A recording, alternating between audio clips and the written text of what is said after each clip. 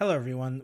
In today's video, we're going to be talking about Call of Duty and the cheating problem that it's been having in Black Ops and Warzone specifically. We're going to be on Dextro today. This article is by Brand Norton. I really appreciate the article. It'll be linked down below if you'd like to read it yourself or just read along. The title goes, Ex-COD dev explains why cheating in Warzone and Black Ops 6 is worse than ever. Now, I personally haven't played a COD since 2019, and I played Warzone when it first came out, and I enjoyed Warzone, but I was kind of off of Battle Royale games, so that's kind of why I stopped playing Warzone.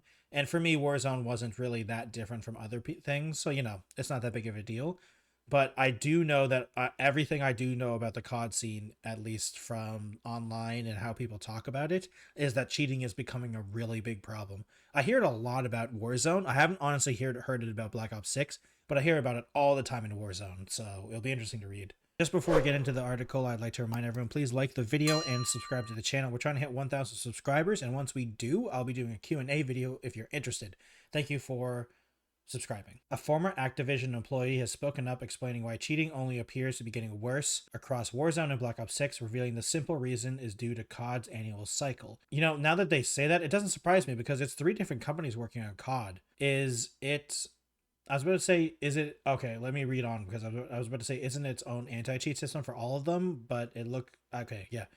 Despite Activision building its own Ricochet anti-cheat system from the ground up for the COD franchise, the cheating crisis has raged on. In the current era with Black Ops 6 in focus, the issue has been further exaggerated to the point thousands of players, including high-profile streamers, are walking away. To be fair, I feel like streamers are targeted by cheaters a lot of the time, so it's hard to say if the cheating problem is really bad when it comes to streamers, because I do feel like cheaters stream snipe a lot and try to get them angry because I think they just find it funny. It'll be interesting to see if it is a problem just in general. Well, obviously, if regular players are leaving, then obviously it is, but it's interesting to see if it is the streamer problem is probably they're getting targeted, unfortunately. But how is this situation getting worse, and why is it that Activision ban waves feel ineffective? Well, according to a former member of the publishing arm, there's a simple reason for it all, and we've all just assumed for a number of years. With each passing year, new COD titles hit store shelves to keep this annual cadence. Activision has 3 major dev teams working in the rotation, with Raven, infinityward, and treyarch taking turns to lead each respective year. It's the pipeline that caused the chaos, according to one former employee. It doesn't make sense when you have it. I think I said it doesn't make sense. I meant to say it does make sense because it's 3 different teams working on it, and are they all they're all using the same anti-cheat problem with Ricochet, but the problem is once you solve one problem, new problems happen with the new games, right? And then the problem is when you fix a problem in the old game, it could come up again in the new game because it's all different code. So it's the same engine now, because they used to be using different engines, but now it's the same engine, if I remember correctly. It's the one from 2019. So they could just unfix the things they fixed in the last game, but we'll see what the employee says. And this is SteamDB. Yeah, minus 100,000 players lost in the last 30 days. That's quite insane.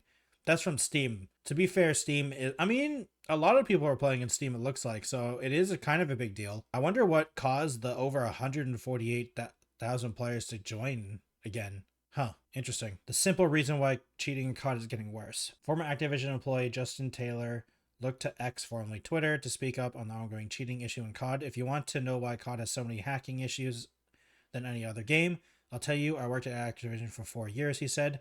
Keep in mind, however, Taylor served as the senior director of digital marketing during his tenure, so take his word for the game of salt, as he was never directly ingrained in the technical side of the game development. Yeah, he's not a dev. He's just a digital marketer. But he does have an insider's perspective. However, from his perspective, the annual cycle is to blame. Super simple. You have 3 studios, Sledgehammer, infinityward, and treyarch, who don't want to work together, who basically start from scratch on the game each year. They haven't been building on making one product like Apex, Fortnite, or Valorant and improving the product over time. So every year buying a new product, and by the time they figure it out, a new studio with a new Call of Duty launches. Yeah, that makes sense. This is his tweet. We'll go over to his tweet just to read the full thing. So this is the tweet. If you want to know why Call of Duty, yep. Is it the whole quote? No, it's the whole quote. Okay, it's literally the whole quote. In essence, by the time Ricochet is updated to counter all the issues with the new COD title. The next game is already in focus, and it's too late to make a real difference. With Black Ops 6, though, the cheating crisis has been enough to drive even the most dedicated players away. Whether it's enough to drive serious change in Activision, only time will tell. But everyone can see the problem is still as prevalent as ever. It's true. And I do feel like I wonder if the whole one COD every year thing is going to stop anytime soon, because it really does feel like it's not necessary anymore.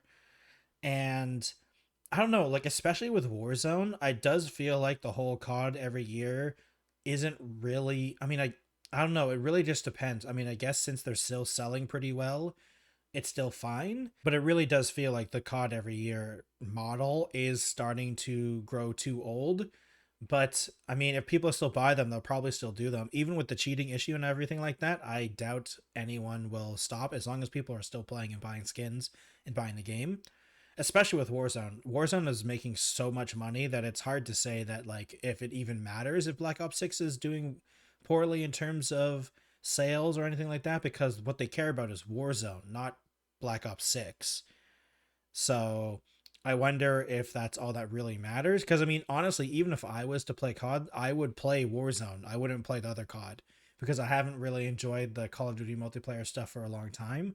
So it probably would just be the Warzone stuff that I would be interested in. And I'm not even, like, if I was going to play, I'd play Warzone, but I'm not really interested in it. So it's really interesting. And I wonder how much of this, to be fair, these numbers are also Steam numbers. So this is PC players mostly. And COD has always been a console game. So these are only numbers on Steam. So I wonder how much that actually affects their overall total, because 100,000 players seems like a lot. But if your total player count is 16 million with consoles included, like 100,000 doesn't matter.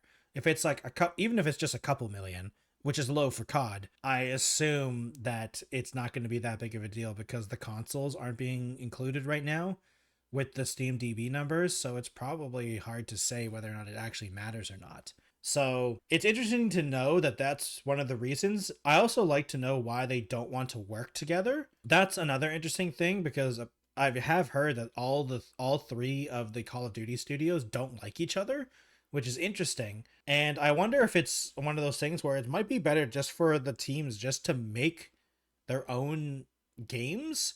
I don't know. I don't know. It's just strange. It's very strange to me that the three studios that work on COD, I feel like it's time to stop it and just tell one studio to make COD and other studios do something else or something like that. I don't know. Who knows, really? It's a Call of Duty is its own section of video games, and it's just strange to see how they operate so differently from everyone else. To be fair, we also, like the article said, we do have to take this guy's opinion with a grain of salt because he's not a developer. He's only he is a director, so he does know stuff and digital marketing, so I'm sure he's talked to all the teams, and that's probably why he knows they don't like to work together. But he isn't a dev, so that's he's not on the programming side. So it is, like I said, and this article said, you shouldn't take his word for it 100%, because once again, he's not a programmer, so it's different, but he is getting a good bird's eye view of everything. And I do really feel like this is just like, there's more and more problems with this yearly schedule, or at least the three studios thing. Because I mean, like, I don't know. To be fair, once again, they don't really care about the Call of Duty games anymore. They care about it kind of, but what they really care about is Warzone, because Warzone is making so much money on microtransactions and stuff like that. So who knows if it's ever going to change. Thank you everyone for watching today's video. I really appreciate it. Please subscribe to the video and subscribe to the video. Please subscribe to the channel and like the video. I really appreciate it if you do. We're trying to hit 1,000 subscribers, and once we do, I'll be doing a Q&A video. Other than that, if you'd like to follow me at other places, I have a Twitch, Twitter, Instagram, and a TikTok, as well as a Blue Sky and Threads, all the social media platforms if you would like. Thank you for watching, and I'll see you in another video. Goodbye, everyone.